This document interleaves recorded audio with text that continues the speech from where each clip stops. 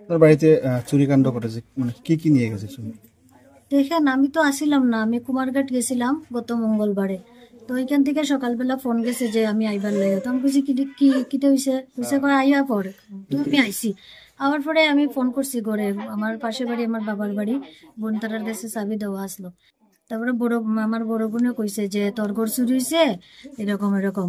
কিটা গেছে তো আমরা জানি না। তো আইসে আইয়া দেখি আমার গোদরেজের দুইটা গোদরেজের লকার সব ভাঙছে, দরজা ভাঙছে, গ্রিল ভাঙছে। তো শোকেসের লকার ভাঙছে, ভাঙ্গা আমার ক্যাশ টাকা আছিল। সবকিছু মিলাইয়া 15,000 এরকম হইব। আর কিছু আমার গয়নাও নাই। তারপরে ইয়া ছিল, এই সোনা ছিল, আমার চুড়ি কানের, এই আমার হাজবেন্ডেরও ইয়ে আছিল, কিছু পাথর আছিল, স্টোন যেগুলি বিক্রি করে, এমেথিস্ট বা চুনি পান্না, এগুলিও কিছু নিছে।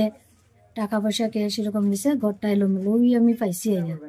পুলিশ কল করেছিলেন? হ্যাঁ, পুলিশ কল করেছিলাম, তারা এসেছে, তারা এসে রিপোর্ট লিখে নিয়ে গেছে। আর পদ্মপুর এলাকায় একই রাতে দুই বাড়িতে চুরি, কি বলবেন? এই আমরা প্রায় আধা ঘন্টা আগে খবর পাইলাম যে ফতেপুর এরিয়াতে চুরি হয়েছে। তো অ্যাকর্ডিংলি আমরা আইলাম। একটা বাড়িতে চুরি হয়েছিল, চঞ্চলা তালুকদারের বাড়িতে। বাড়ি খালি আসিল, লোকজন আসিল না। আহ, এখান থেকে 10,000 টাকা, কিছু স্বর্ণের জিনিস, ওগুলা নিয়ে গেছে চোরের দল। এবং আরেকটা বাড়ি চুরি হয়েছে রূপক দেবনাথের বাড়িতে, তালা ভাঙছে। 10,000, এখানেও 10,000 টাকা এবং কিছু রূপার জিনিস আনুমানিক 6 ভরির মতো নিয়ে গেছে। তো আমরা এখানে লোকাল সোর্স লাগাইতাছি, ক্লাবের পোলাবান্দিরে লাগাইতাছি, আমরা ইমিডিয়েটলি চোরগুলো ধরার চেষ্টা করতেছি।